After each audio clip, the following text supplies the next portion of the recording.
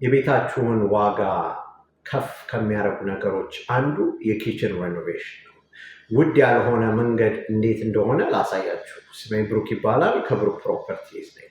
ግራናይት ካውንተርቶፕ ከመጠቀም ኮርትስ ልክ እንደ ግራናይት ካውንተርቶፕ ነው፣ ግን ከ50 እስከ 70% በታች ይሆናል። ስለዚህ አራውንድ $7,000 ይሆናል ለሬኖቬሽኑ።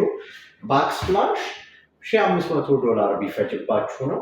ካቢኔታችሁን ራሳችሁ ቀብታችሁ $50 ፔንት ራሳችሁ መቀባት ትችላላችሁ። እነዚህን መክፈቻዎች ብረቶቹን እስከ 10 ብር እያንዳንዶቹ። ስለዚህ 70፣ 150 ብር አካባቢ ጠቅላላ የብረት እጀታዎቹን መቀየር ትችላላችሁ። አዲስ ኪችን አፕላየንስስ ማይክሮዌቭ፣ ሬንጅ፣ ፍሪጅ እና ዲሽዋሸርን ከ2,700 እስከ $3,500 ማግኘት ትችላላችሁ።